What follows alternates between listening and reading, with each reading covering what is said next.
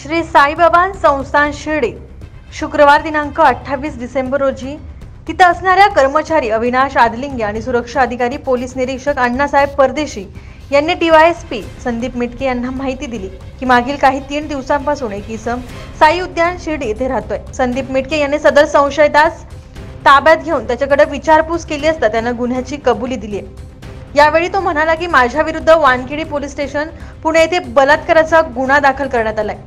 1.5 महिन्यापासून बंगलोर, राजस्थान, बागेश्वर धाम आणि शिर्डी येथे लपून आहे।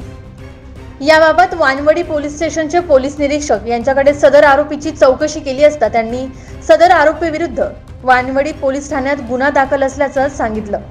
सदर नराधाम हा मुलीचा बाप असल्याचं समोर आलंय। या 50 वर्षीय नराधाम बापाने स्वतःच्याच अल्पवयीन मुलीवर जीवे मारण्याची धमकी देत तिच्यावर 2023 पासून वारंवार लैंगिक अत्याचार केले। त्यामुळे पीडित मुलगी ही 7 महिन्याची गरोदर होती। या प्रकारानंतर त्याच्या विरुद्ध वानवडी पोलीस ठाण्यात गुन्हा दाखल करण्यात आला।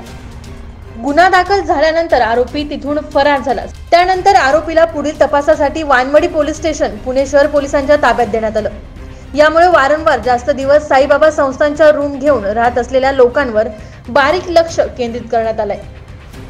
वानवडी पोलीस स्टेशन या ठिकाणी दिनांक 10 नोव्हेंबर 2023 रोजी पीडितेच्या आईने दिलेल्या तक्रारीवरनं भारतीय दंड संहिता कलम 376, 376(2) FJN 376(3) आणि बालकांचे लैंगिक अपराधास संरक्षण अधिनियम 5, 6, 8, 12 अन्वये गुन्हा दाखल करण्यात आला होता। यामध्ये पीडिता ही 16 वर्षाची असून ती सध्या 7 महिन्याची गरोदर आहे। पीडितेचे वडील वय वर्ष 50 यांनी तिच्यावरती एप्रिल महिन्यापासून वारंवार बलात्कार करून तिला गरोदर केलेला आहे। त्या अनुषंगाने सदरचा गुन्हा दाखल होता। सदरचा आरोपी हा दिनांक 26 डिसेंबर 2023 पासून शिर्डी येथील साई उद्यान या ठिकाणी राहत होता। त्याला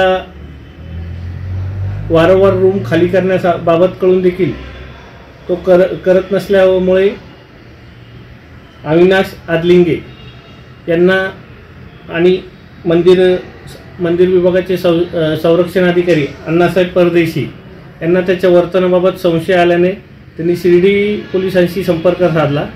त्यावरनं सदर आरोपी ताब्यात घेतले असता सदरचा प्रकार लक्षात आला। या अनुषंगाने पुणे शहरातील वानवडी पोलीस स्टेशन यांच्याशी संपर्क साधण्यात आला असून पुढील तपासाकरता आरोपीला वानवडी पोलीस यांच्या ताब्यात देण्यात येत आहे। सर, गुन्हा केल्यानंतर तो आरोपी कुठे कुठे होता? त्यांनी प्राथमिकदृष्ट्या त्याबाबतची कबुली दिलेली आहे। तो राजस्थान, गुजरात, बंगलोर या ठिकाणी फिरला आणि शिर्डीत मागील 3 दिवसापासून होता। याबाबतचा सखोल तपास वानवडी पोलीस करते। सप्रेम मराठी न्यूज शिर्डी।